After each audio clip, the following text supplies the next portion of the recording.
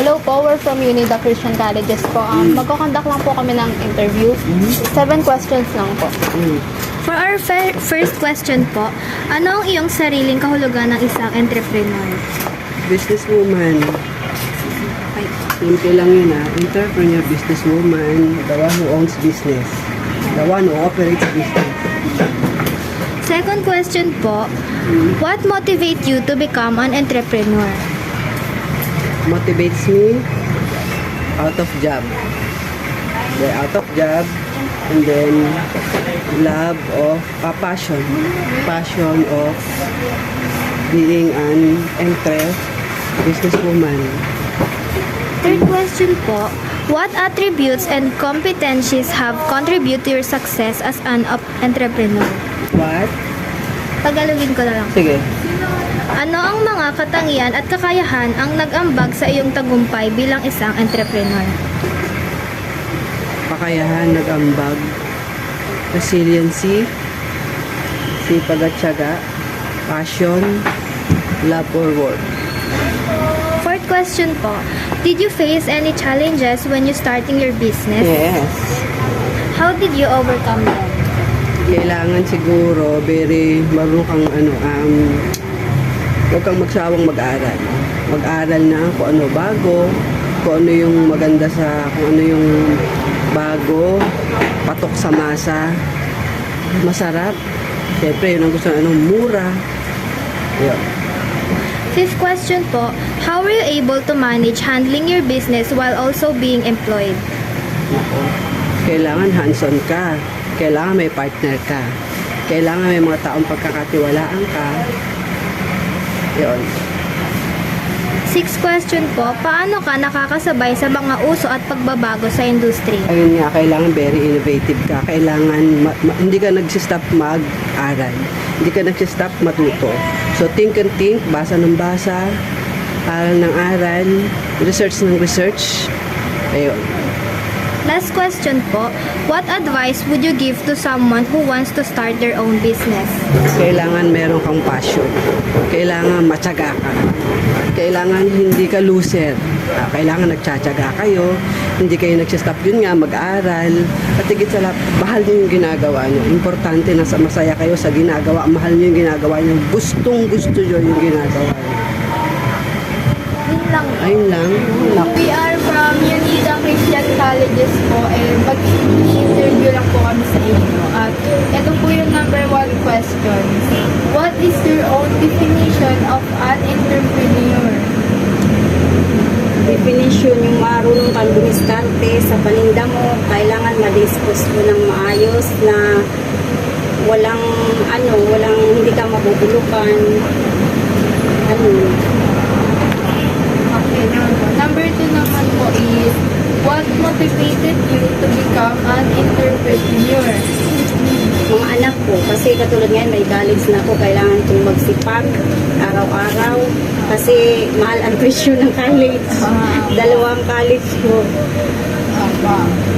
And number 3 naman po is, anong mga katangian at kakayahan ang nag-ambag sa iyong tagumpay bilang isang entrepreneur? Kailangan kang magiging mabuti kang sa mga customer mo. Marunong kang mag-entertain sa kanila.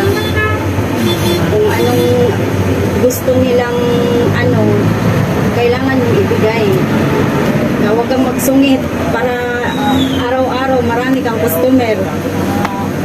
Makabinta ka ng malaki araw-araw. Okay po. And number 4 naman po is, nakaharap ka na ba ng anumang mga hamon sa pagsisimula ng iyong negosyo?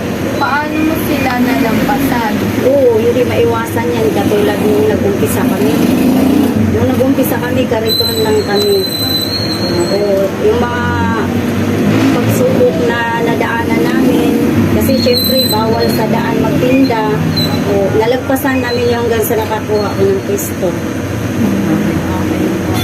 And number 5 naman po is, paano mo nagawang pamahalaan ang paghawak ang iyong negosyo habang nagtatrabaho ka rin?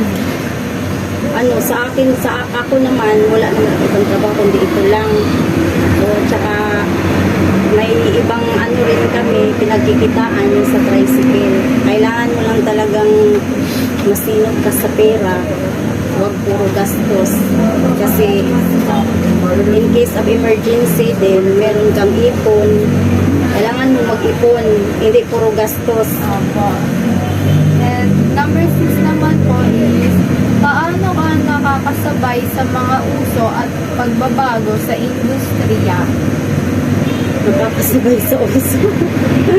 kailangan mo talagang makisabay kasi pag hindi ka makisabay din sa ano ng industriya, mapag-iwanan ka rin. Opo.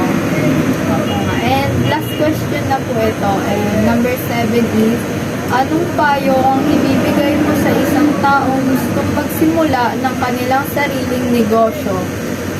Ano, kasi nung nagsimula kami, paunti-unti lang, tsaka kailangan mong sipagan araw-araw, kahit ano lang yung puhunan, kahit kunti lang yung puhunan mo sa simula, basta tutok ka lang sa negosyo mo, kahit maliit na negosyo lang, basta tutukan mo lang, huwag mong haluan ng ano, kahit ano man, para aangat ka.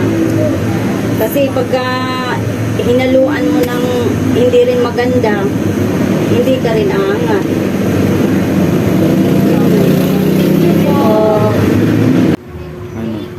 Hello po, we're from Unida Christian Colleges po. Magkakontak lang po kami ng interview and yung mga question po about na naman po sa how you run your business po. Okay, for our first question po is, ano ang iyong sariling kahulugan ng isang entrepreneur? Sa akin yung entrepreneur, ibig sabihin yun, yan yung ikaw yung parang entrepreneur, parang Patakbo po. yung nagpapatakbo ng isang negosyo na kailangan nakapokus ka doon. Ikaw lang yung ano, basta ikaw lang mag-aano ng negosyo mo para mapalago. For our next question po is, ano ang nag-udyok or motivate sa iyo na maging isang entrepreneur? Yun nga, kasi dito awak mo yung oras, tapos wala kang amo, wala kang ano, sarili mo yung ano mo, tapos sariling savings, wala kang inintindi. Ikaw pinaka-bossing, gano'n. For third question naman po is, anong mga katangian at kakayahan ang nag-ambag sa iyong tagumpay bilang isang entrepreneur? Yun nga, yung dapat maano ka sa masipag ka, magaling ka sa tactics, yung mga techniques, yung mga alimbawa, yung mga dapat na bilhin na fast moving, yun ang bibili mo para at least mag-roll on yung ano mo, yung kita at yung ano mo, hindi ka malugi. For fourth questions naman po is, nakaharap ka na ba ng anumang mga hamon sa pagsisimula ng iyong negosyo?